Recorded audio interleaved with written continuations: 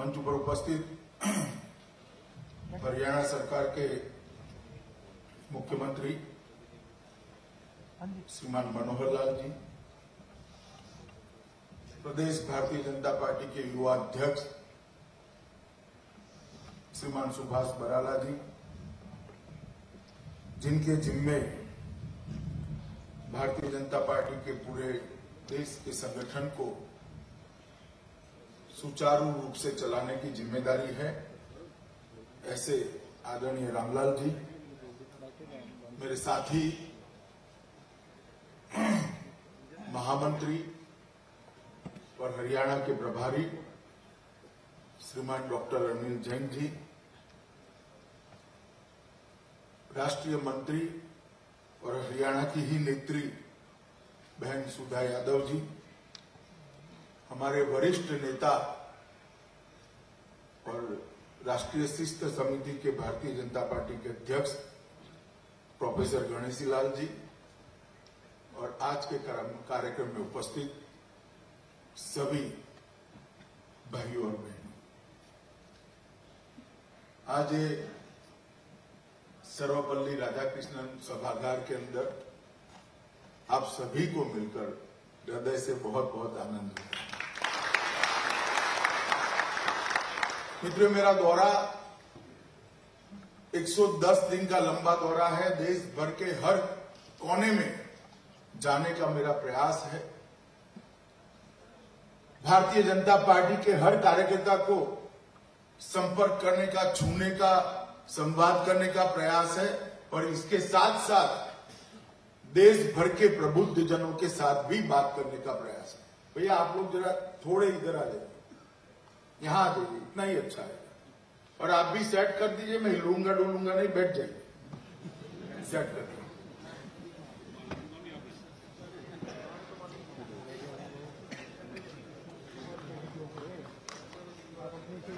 बैठ जा भाई, बाद में ही बोलूंगा।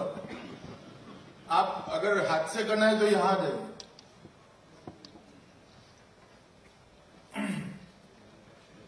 तो देश भर के प्रबुद्ध जनों के साथ भी संवाद करने का मेरा प्रयास है। और ये दीनदयाल जन्म शताब्दी के वर्ष के अंदर भारतीय जनता पार्टी ने कार्यक्रम तय किया है कि कर्मयोगी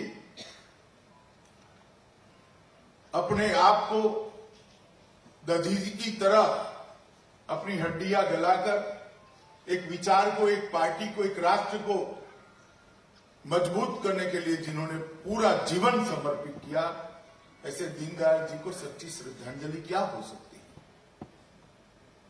कोई बड़े बड़े कार्यक्रम, कोई पुतले लगवाना, कोई रोड बनाना, कोई डैम का, ब्रिज का नाम रख देना, ये दीनदयाल जी को श्रद्धांजलि नहीं हो सकती। दीनदयाल जी को सच्ची श्रद्धांजलि यही हो सकती है कि भारतीय जनता पार्टी के संगठन का विस्तार करना और विचारधारा की स्वीकृति को बढ़ाना। और इसी के तहत मेरा ये कार्यक्रम आयोजित किया है आप लोगों के साथ संवाद का। और आज मैं कोई राजनीतिक विषय की चर्चा करने के लिए यहां नहीं आया हूं, ना मैं आपको अपील करूंगा कि आप भारतीय जनता पार्टी के साथ जुड़ जाइए। मेरा विनम्र प्रयास है कि आज की देश की राजनीतिक परिस्थिति है और इसके अंदर जो पार्टियां काम कर रही हैं, वो पार्टियों के अंदर भारतीय जनता पार्टी की स्थिति कैसे अलग है, ये विषय मैं आपको समझाने आया हूं। और एक तरीके से कहें तो भारतीय जनता पार्टी राजनीति के अंदर क्यों है, ये समझाने के लिए आज मैं आपके सामने उपस्थित हूं। मित्रों, जब देश आजाद हुआ, हमारे संविधान की रचना संविधान सभा ने करने के लिए बहस शुरू हुई। उस वक्त बहस का विषय यह भी था, प्रमुख विषय था कि हमारी लोकतांत्रिक व्यवस्था कैसी हो।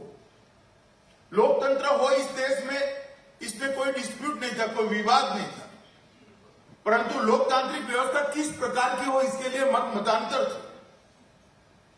क्या लोकतांत्रिक प्रक्रिया प्रमुखशाही पद्धति की हो,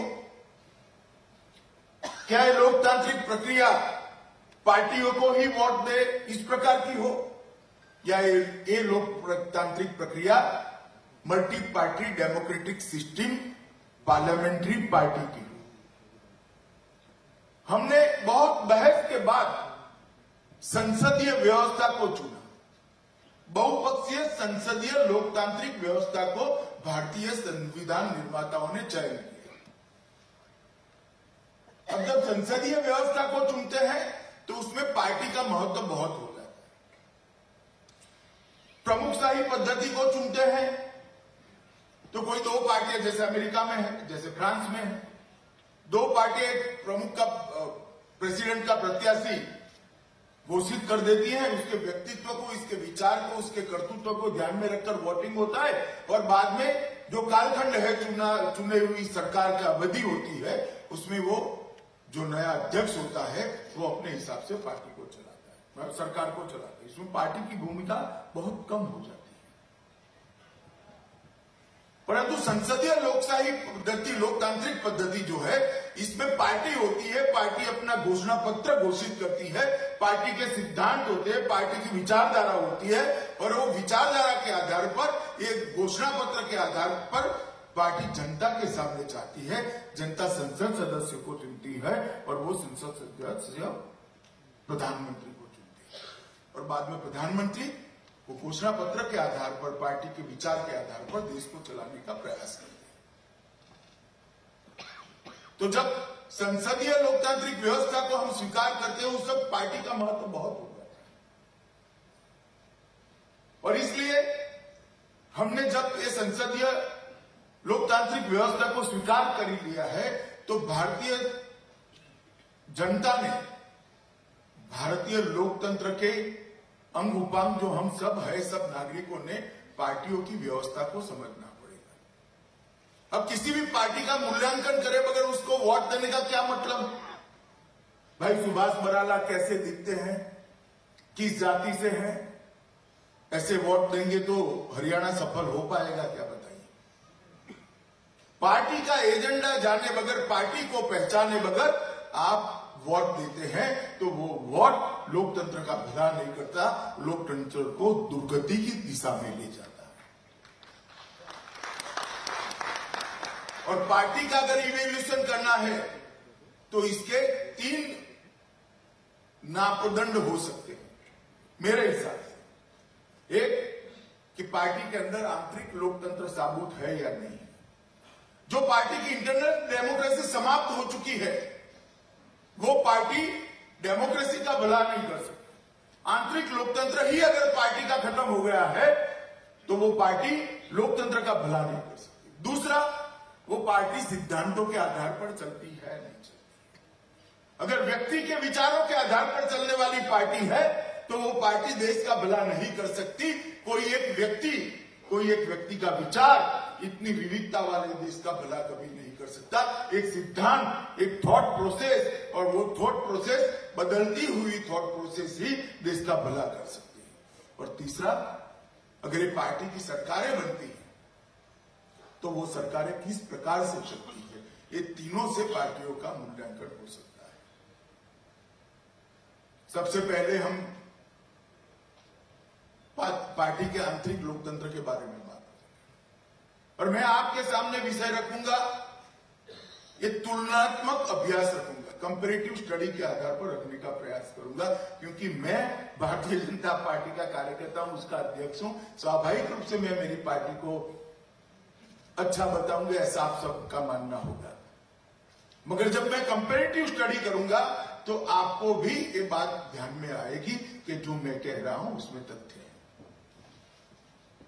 मित्रों, इस देश में 70 साल की आजादी के बाद 1650 से ज्यादा पार्टियों का जमघट बना हुआ है और 1650 पार्टियों में से अगर ढूंढने निकले कि आंतरिक लोकतंत्र, इंटरनल डेमोक्रेसी कितनी पार्टियों में बची है तो दूरबीन लेकर ढूंढना पड़ेगा और आएगा कि इक्का दुक्का पार्टियों में ही इंटरनल डेमोक्रेसी बची है। उसमें से एक पार्टी भारतीय जनता पार्टी।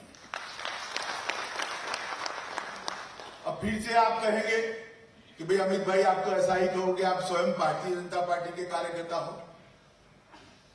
मैं इस सभागार में डॉक्टर सर्वपल्ली राधाकृष्णन सभागार में जितने भी लोग बैठे हैं उसको एक बात मैं पूछना चाहता हूं कि सोनिया गांधी के बाद कांग्रेस पार्टी का अध्यक्ष कौन बनेगा, बताइए, जरा बताइए।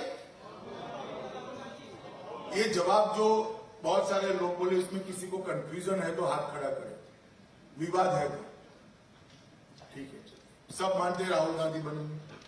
चौटाला साहब के बाद उनके अध्यक्ष कौन बनेंगे, उनके दो बेटे के अलावा कोई नाम याद आता है तो बोलिए, आता है याद? अब बताइए मेरे बाद भारतीय जनता पार्टी का अध्यक्ष कौन बनेगा 3 साल के बाद, बता सकते हैं आप? नहीं बता सकते, क्योंकि भारतीय जनता पार्टी के अंदर अध्यक्ष किसी घराने में जन्म लेने से नहीं बना जा सकता।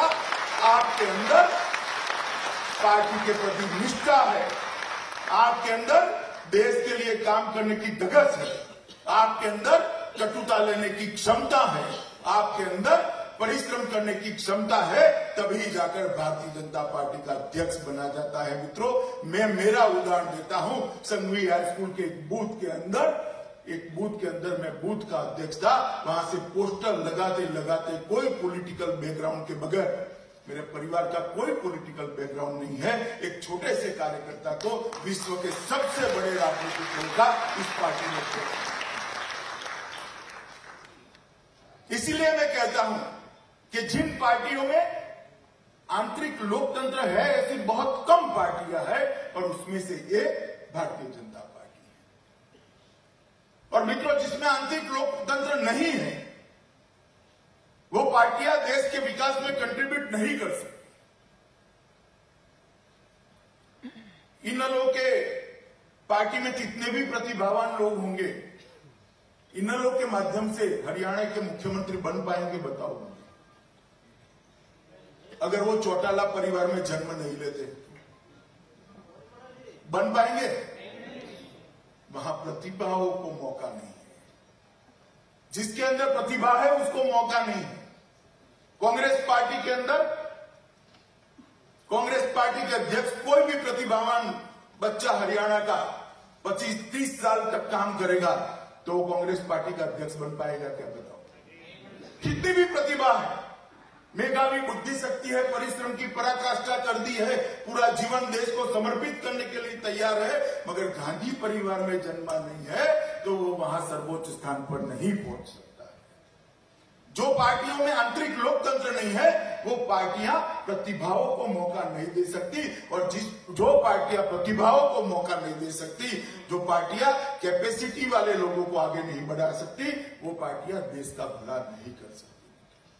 ये भारतीय जनता पार्टी है जिसमें देश के सबसे गरीब परिवारों में से एक गरीब परिवार के अंदर जन्म लेने वाला चाय बेचने वाले का बेटा आज देश का प्रधानमंत्री बनकर दुनिया का नेतृत्व कर,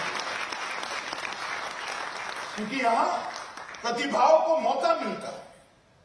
फैसले प्रतिभा के आधार पर होते हैं, फैसले कैपेसिटी के आधार पर होते हैं, इसलिए एक कंट्रीब्यूशन कर सकते हैं। तो सबसे पहली बात, वंशवाद से चलने वाली, घरानेशाही से चलने वाली पार्टियां देश का भला नहीं कर सकती। जो पार्टियों के अंदर इंटरनल डेमोक्रेसी है, वो पार्टियां ही देश का भला कर सकती हैं। दूसरी बात, सिद्धांत की बात। मित्रों, भारतीय जनसंघ की स्थापना हुई तब से हमें थोड़ा पीछे बैकफुट पर जाना पड़ेगा,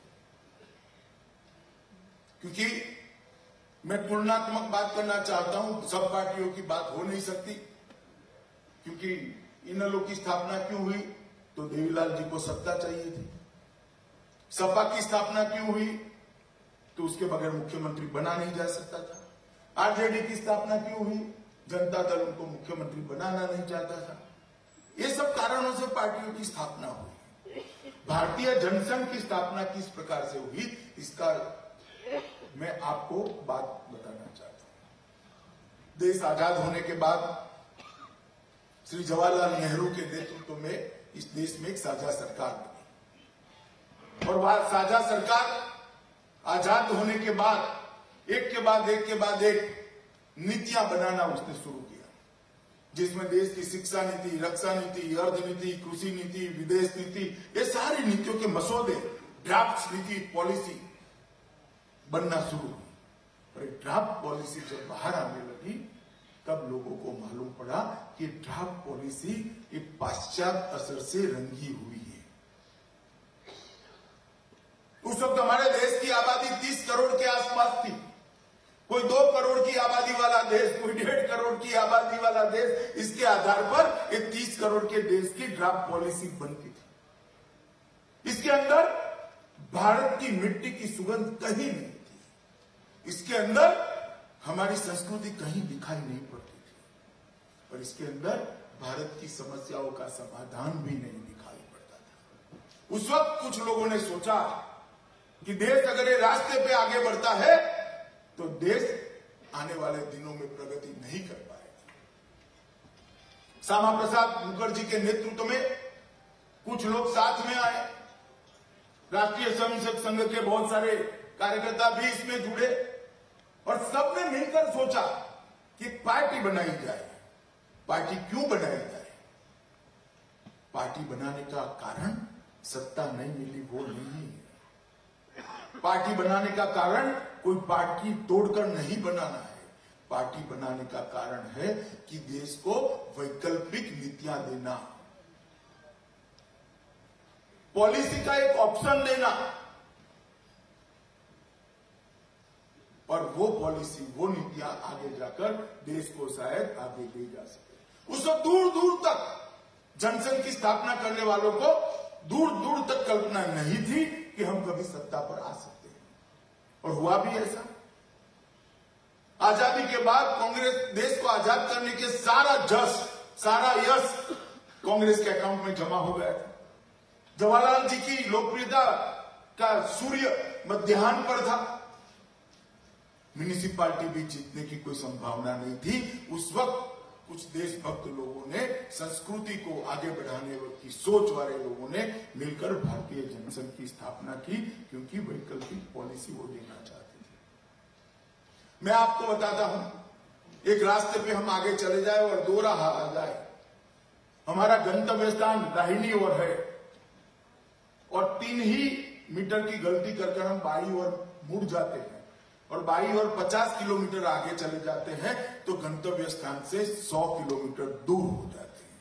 गलती तो 3 ही मीटर की है। ऐसे 2 राहें पर उस वक्त देश था। तब श्यामा प्रसाद मुखर्जी के नेतृत्व में दीनदयाल उपाध्याय जी और एक देशभक्त कार्यकर्ताओं की टोली ने सोचा कि 2 राहें पर हमें गाड़ी को गलत दिशा में नहीं ले जाना है।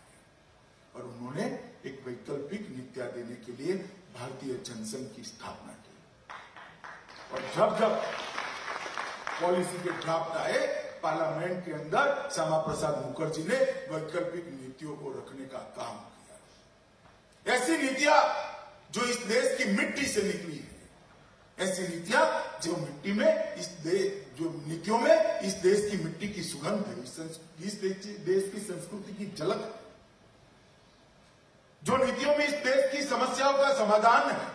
इस प्रकार की नीतियों को बनाने का काम भारतीय जनसंघ ने शुरू किया। कांग्रेस और भारतीय जनता पार्टी, मूल भारतीय जनसंघ, उसकी नीतियों में फर्क क्या है? बहुत लंबा बात किया जा सकता है, मगर मैं एक ही वाक्य में हमेशा समझाता हूं। कांग्रेस के नेता और विशेषकर जवाहरलाल नेहरू जी ऐसा मानते थे कि हमारी जो पुरानी परंपरा है वो सारी कालबाह्य हो चुकी है। इसके आधार पर देश आगे नहीं बढ़ सकता, इसके आधार पर देश का भला नहीं हो सकता। ये पुरानी परंपरा सारी तोड़ दो, फोड़ दो, फेंक दो और देश का नवनिर्माण करो। इसलिए जवाहरलाल जी हमेशा अपने भाषण में नवनिर्माण शब्द का प्रयोग करते थे। और भारतीय जनसंघ के नेता मानते थे हमारा पुरातन था वो श्रेष्ठ था। समय के आधार पर जो उसमें परिवर्तन करना है वो करना चाहिए, उसको बदलना चाहिए, मगर नींव उसकी रखनी चाहिए। और इसी के आधार पर देश का नवनिर्माण करने की जरूरत नहीं है, देश का पुनर्निर्माण करना चाहिए। ये नवनिर्माण और पुनर्निर्माण, ये 2 शब्दों के बीच में कांग्रेस और भारतीय जनता पार्टी का सिद्धांतों का बहुत बड़ा फर्क है।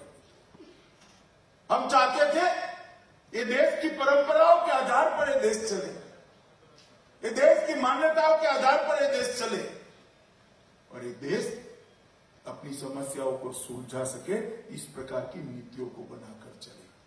और भारतीय जनसंघ की स्थापना इस प्रकार से सिद्धांतों के कारण हुई। भारतीय जनसंघ की स्थापना कभी भी सत्ता प्राप्ति के लिए नहीं हुई। और कांग्रेस की स्थापना क्यों हुई?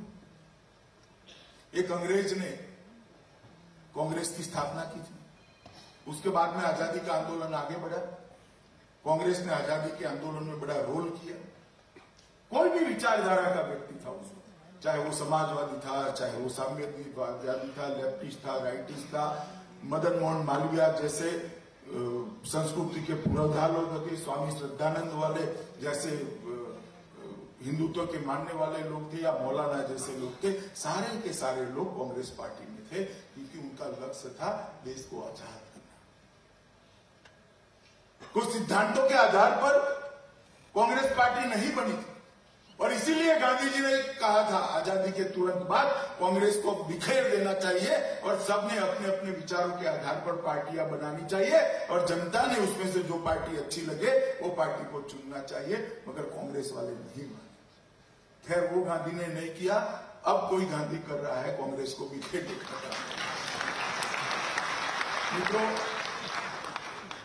जहां तक भारतीय जनता पार्टी का सवाल है, भारतीय जनता पार्टी सिद्धांतों के आधार पर बनी हुई पार्टी है और इसीलिए भारतीय जनता पार्टी सिद्धांतों के आधार पर चलती भी है। हमारा सिद्धांत क्या है? सांस्कृतिक राष्ट्रवाद हमारा सिद्धांत है। संस्कृति को अपनाई हुई देशभक्ति हमारा सिद्धांत है। और देश का विकास किस मॉडल पे होगा? अंत्योदय के मॉडल पर होगा। विकास की जो कतार है उसमें सबसे अंतिम जो गरीब व्यक्ति खड़ा है उसको विकास की कतार में सबसे पहले खड़ा है, उसके समान कर देना, उसको अंत्योदय कहते हैं। वो अंत्योदय के आधार पर अंत्योदय के आधार पर एक ऐसा विकास का मॉडल खड़ा करना जो विकास का मॉडल सर्वस्पर्शी हो, वो मॉडल समाज के हर अंग को, हर उपांग को स्पर्श करता हुआ हो और वो मॉडल सर्वसमावेशक, वो मॉडल के अंदर सबका समावेश होता हो। इस प्रकार का मॉडल अंत्योदय के आधार पर आज नरेंद्र मोदी सरकार देश में लागू करने का प्रयास कर रही है। हरियाणा में खट्टर सरकार उसको लागू करने का मित्रों प्रयास कर रही है। इसलिए सिद्धांतों के आधार पर जो पार्टियां चलती है वो पार्टियां देश का और राज्य का भला कर सकती है। जो पार्टियां निहित स्वार्थ के लिए चलती है वो देश और राज्य का भला नहीं कर सकती। और तीसरा मुद्दा, किस पार्टी की सरकारें कैसे चली, वो पार्टी के मूल्यांकन के लिए होना चाहिए। 70 साल की आजादी के बाद मित्रों इस देश में 4 प्रकार की सरकारें चली हैं। एक तो कांग्रेस की सरकारें बहुत लंबा समय तक राज्यों में भी चली, हर राज्य में चली, केंद्र में भी चली, पंचायत से पार्लियामेंट तक कांग्रेस का राज हुआ। दूसरा, कम्युनिस्टों की सरकारें, लेफ्टिस्टों की सरकारें, वो सरकारें भी बहुत समय तक चली और वो सरकारों ने भी कैसा परफॉर्मेंस किया आज रिकॉर्ड पर पड़ा है। तीसरी, स्थानीय दल की सरकारें, जैसे चौटाला साहब की सरकार थी, बंसीलाल जी की सरकार थी, सपा, बसपा, लालू प्रसाद यादव जी की पार्टी, इस प्रकार की पार्टियों की सरकारें चली।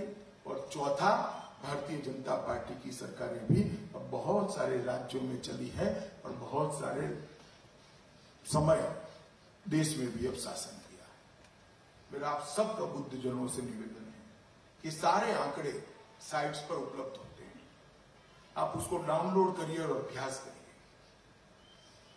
कि शासन किसका आता है तब विकास कितना होता है, शासन किसका आता है तब स्थिरता कितनी आती है, शासन कितना आता है तब गरीबी का उन्मूलन कितना होता है।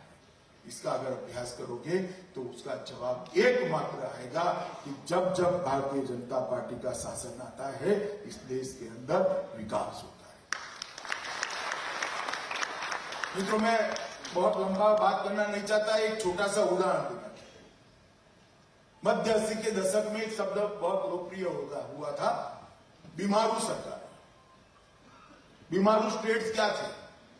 जो राज्यों ने फाइनेंशियल इनडिसिप्लिन और एडमिनिस्ट्रेटिव डिजास्टर्स किए थे, उसको बीमारू राज्य की संज्ञा दी गई और 4 बीमारू राज्य निहित किए गए थे। बी से था बिहार, एम से था मध्य प्रदेश, आर से था राजस्थान और यू से था उत्तर प्रदेश।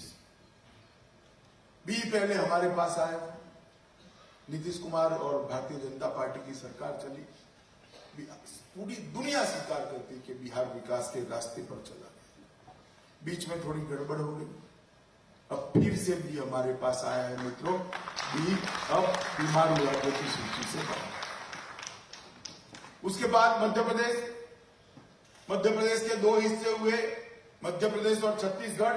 आज दोनों राज्य विकसित के राज्य के नाते पूरा दुनिया स्वीकार कर चुका है, कंटिन्यूअसली 10 साल तक 10% ग्रोथ रेट जीडीपी मेंटेन करने का काम मध्य प्रदेश और छत्तीसगढ़ ने किया है और 13% का कृषि विकास दर हासिल। हर गांव में बिजली पहुंच चुकी है, हर गांव में 24 घंटा बिजली पहुंचती है, हर गांव में शाला बन गई, हर गांव में अस्पताल हेल्थ सेंटर बने हुए हैं, सड़कें चौड़ी हो गई है, इरिगेटेड लैंड में वृद्धि हुई है, कृषि उत्पादन बढ़ा है, इंडस्ट्रियल इन्वेस्टमेंट आया है, रोजगारी बढ़ी है। हर पैरामीटर में मध्य प्रदेश और छत्तीसगढ़ आज बीमारू राज्य नहीं रहा। तीसरा था राजस्थान, वो भी बीमारू राज्य से बाहर आ चुका है। और चौथा है उत्तर प्रदेश, अभी हमें 3/4 बहुमत से बहुमत मिला है। 5 साल के बाद उत्तर प्रदेश भी बीमारू राज्य से बाहर। मित्रों, केंद्र में अटल जी की सरकार थी, 6 साल चली। जब सरकार आई ग्रोथ रेट 4.4% था, सरकार गई ग्रोथ रेट 8.8% था। उसके बाद में देश ने एक अर्थशास्त्री प्रधानमंत्री को चुना। अर्थशास्त्री प्रधानमंत्री ने 10 साल तक शासन किया, ग्रोथ रेट 8.8 से 4.4 पहुंचा दिया। अब एक चाय वाले का बेटा प्रधानमंत्री बना और 4.4 से 7.1 ग्रोथ रेट करने का काम भारतीय। जब कांग्रेस आती है तो ग्रोथ रेट नीचे आता है, जब भाजपा आती है ग्रोथ रेट ऊपर आता है। आप कोई भी डेटा किसी भी राज्य का निकाल कर देख लीजिए, ये सत्य आप पाओगे। सरकारों ने जो काम किया है, इसके आधार पर पार्टियों का मूल्यांकन इस देश के प्रबुद्ध जनों ने करना चाहिए और देश की जनता का के अंदर एक वायुमंडल बनाना चाहिए। अब तो खैर मैं जिस ऑडियंस में बोल रहा हूं वहां मटकों की जगह नहीं है, पानी पीने के लिए मटकियां। पहले तो महिलाएं मटकियां लाती थी, याद होगा आप लोगों को, बचपन में सबने देखा होगा, लाते थे ना बहनें, बताइए जरा। तो मटका लेने जाते थे तो 20-25 रुपए की मटकी आती थी, मगर टकोरा लगाते थे उस पर, लगाते थे नहीं, पक्का पका है या नहीं पका है। अब 20 रुपए की मटकी लेने के लिए टकोरा लगाते थे।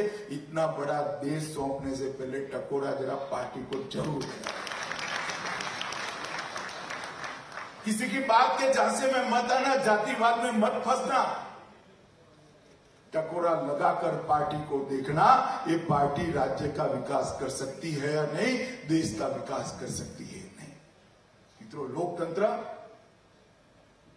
राजनीति, ये राजनीति के ऊपर छोड़ने जैसी चीज नहीं है।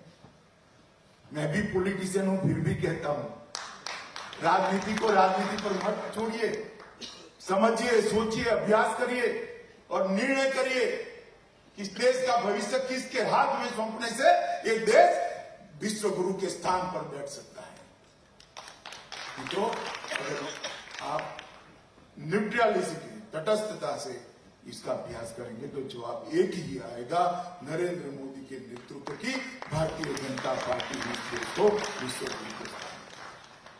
मित्रों, नरेंद्र भाई के नेतृत्व की सरकार आई, उसके पहले देश की स्थिति क्या थी?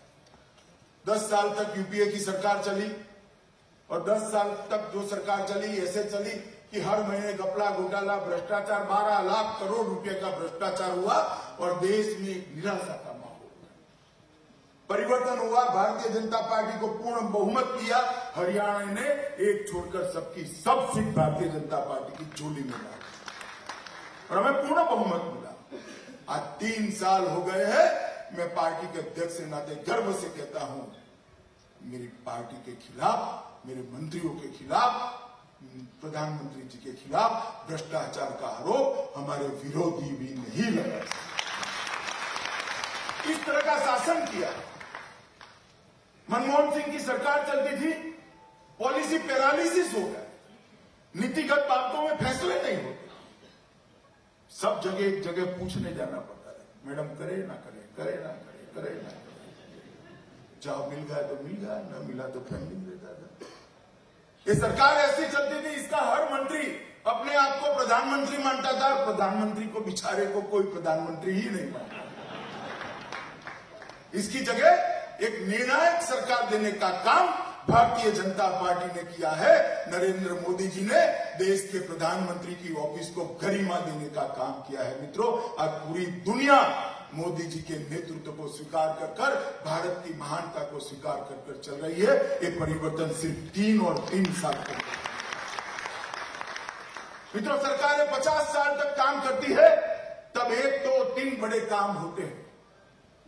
भारतीय जनता पार्टी की नरेंद्र मोदी सरकार ने 3 साल काम किया है, उसमें मैं 50 काम आपको गिना सकता हूं जो 50 साल तक नहीं कर सकता। इतनी तेज गति से देश चलता है। आज भारत 3 साल के अंदर विश्व की सबसे तेज गति से बढ़ती हुई अर्थव्यवस्था बनकर खड़ा है। उसको कोई डिनाई नहीं कर सकता। सबसे तेज गति से बढ़ती हुई अर्थव्यवस्था, हम फास्टेस्ट ग्रोइंग इकोनॉमी बनकर खड़े हैं। 70 साल के बाद इस देश में 60 करोड़ लोग जब हम सत्ता पर आए ऐसे थे जिसके परिवार में एक भी बैंक अकाउंट नहीं।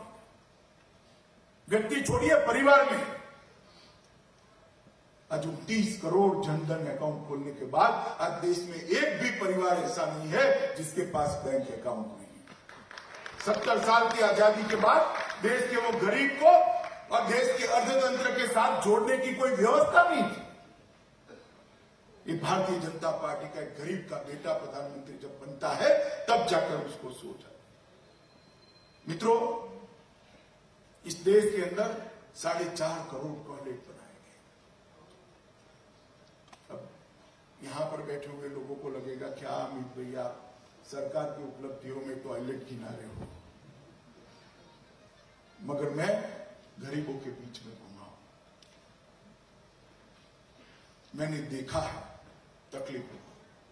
जब एक 16 साल की बच्ची पूरे गांव के बीच में से जाके शौच क्रिया के लिए खुले में बैठना पड़ता है, उसकी हजारों आंखें उसको देखती है, उसकी आंखें शर्म से झुक जाती है, उसकी आत्मा ग्लानि से भर जाती है, उसका आत्मविश्वास चूर चूर हो जाता है।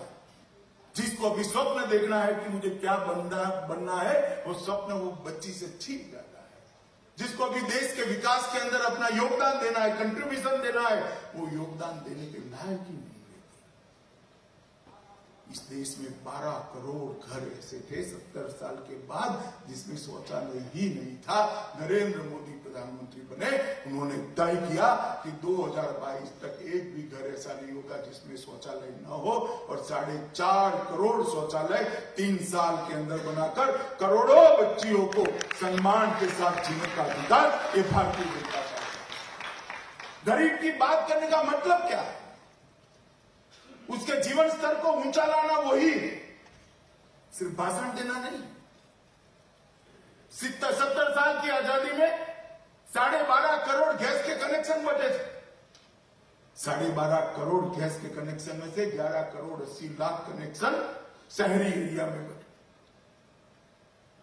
झोंपड़ी के अंदर खाना पकाने वाली मां कंडे, कहनियां और लकड़ियां जलाकर जो खाना पकाती है, वो खाना पकाती है और पूरी झोंपड़ी जब धुएं से भर जाती है, वो माई को बेचारी को कोई खराब आदत नहीं है सिगरेट की, फिर भी 400 सिगरेट जितना धुआं उसके फेफड़े में रोज चला जाता है।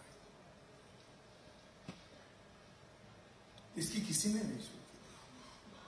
हमने तय किया कि 5 साल के अंदर 5 करोड़ गरीब माताओं को गैस का सिलेंडर देंगे। आज 2.25 करोड़ गरीब माताओं को गैस का सिलेंडर देने का काम हमने समाप्त। हजारों लोगों को सिर्फ 22 रुपये में बीमा सुरक्षा देने का काम किया। खेत के अंदर काम करने वाला मजदूर हो, रेकड़ी चलाने वाला एक गरीब हो, या मजदूरी करने वाला रेलवे स्टेशन पर खड़ा हुआ पोर्टर हो, उसका 22 रुपया भरते ही उसका 2 लाख रुपए का बीमा सुरक्षा कवच देने का काम ये भारतीय जनता पार्टी ने। मुद्रा बैंक के माध्यम से इस देश के 7.5 करोड़ गरीब युवाओं को 10,000 से 10 लाख तक की loan without any guarantor, without any guarantee, कम ब्याज से देने का काम भारतीय जनता पार्टी ने किया है। आज वो 7.5 करोड़ लोग जो नौकरी ढूंढते थे, नौकरी मांगते थे, आज वो नौकरी देने की स्थिति में है।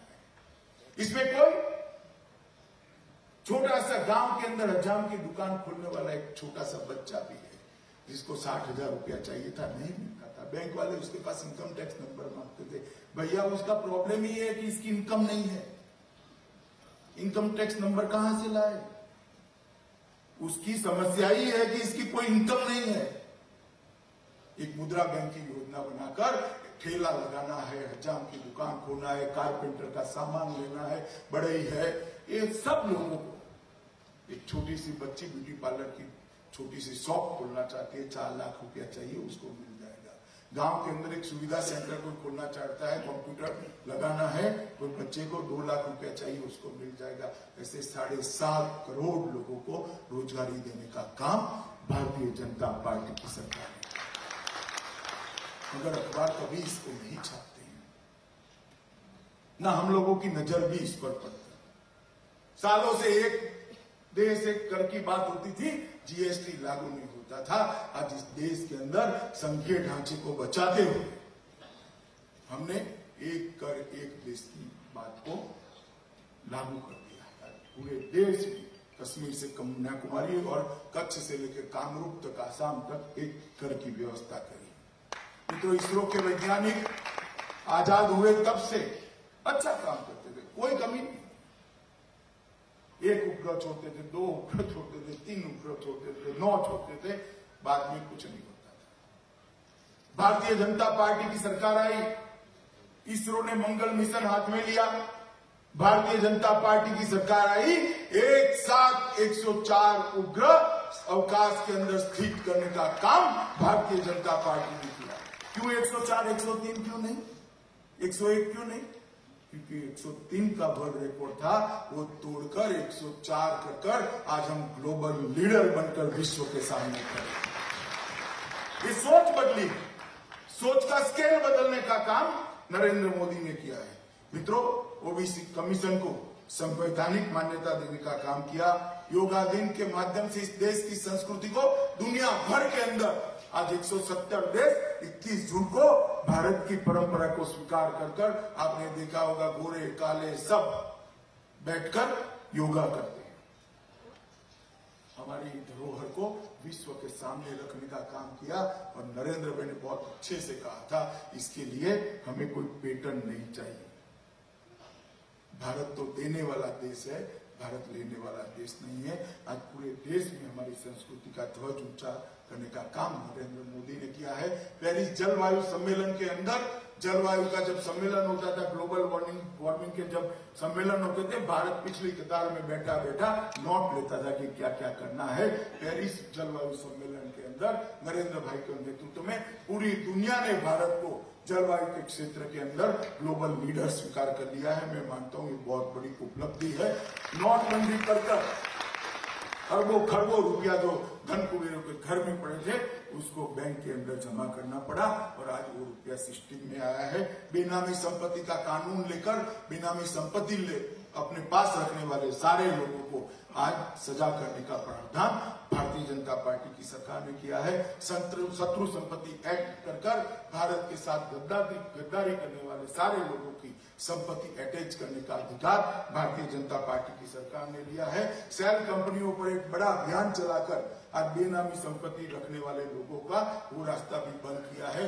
मॉरिशस, साइप्रस और सिंगापुर में फॉरेन रूट से जो पैसा लाते थे वो तीनों संधियों को समय से पहले नेगोशिएट कर समाप्त कर काला धन जो फॉरेन के रास्ते से आता है उसको भी रोकने का हमने काम किया है। भीम ऐप के माध्यम से विश्व की सबसे लोकप्रिय डिजिटल ट्रांजैक्शन की ऐप देने का काम भारतीय जनता पार्टी की सरकार ने किया है। जेनरिक दवाओं के माध्यम से 20% से लेकर 380% तक सस्ती दवाइयां देश के गरीब को उपलब्ध हो, इसलिए जेनरिक दवाइयों के स्टोर देश भर में जाला बनने का काम भारतीय जनता पार्टी की सरकार ने किया है। जब गरीब को दिल का दौरा पड़ने का भय होता था, स्टेंट रखवाने जाता था, जब मालूम पड़ता था कि उसका रेट 50,000 से लेकर 1.5 लाख तक है, तो वो बेचारा कहता था बच्चे क्या खाएंगे, जो भाग्य में होगा वो होगा। आज वो रेट 7,000 से लेकर 40,000 तक हो गया। करोड़ों गरीबों को अपने दिल की अंदर स्टैंड लगाने की व्यवस्था ये भारतीय जनता पार्टी की सरकार ने की है। मित्रों, किसान के लिए सॉइल हेल्थ कार्ड, नीम कोटेड यूरिया, प्रधानमंत्री इरिगेशन योजना, ई मंडी की योजना, इसके साथ प्रधानमंत्री फसल बीमा योजना और संकट के समय में जो राहत देते हैं उसको 4 गुना करने का काम भारतीय जनता पार्टी की सरकार ने किया है। और सबसे बड़ा काम हमने किया है, इस देश की आजादी के बाद इस देश के लोकतंत्र को परिवारवाद, जातिवाद और तुष्टीकरण, ये 3 नासूर लगे थे। भारतीय जनता पार्टी की सरकार ने परिवारवाद, जातिवाद और तुष्टीकरण को देश में से समाप्त कर देने का काम किया। तो बहुत सारी बातें मैं बता सकता हूं। जहां तक हरियाणा है, मनोहर जी के नेतृत्व में हमारी सरकार बहुत अच्छा काम कर रही है। हरियाणा के लिए भी भारतीय जनता पार्टी की केंद्र सरकार ने बहुत सारा काम किया। मैं सिर्फ थोड़े आंकड़े बताना चाहता हूं। जब यूपीए की सरकार थी तब 13 फाइनेंस कमीशन था, उसके केंद्रीय कर में हरियाणा का शेयर, केंद्रीय कर में हरियाणा का हिस्सा 14,937 करोड़ रुपया था और आज वो हिस्सा बढ़कर 42,847 करोड़ रुपया करने का काम भारतीय लगभग 3 गुना बढ़ोतरी हुई। अनुदान सहायता जो 3670 करोड़ थी, इसकी जगह 7,238 करोड़ करने का काम भारतीय जनता पार्टी की सरकार ने किया है।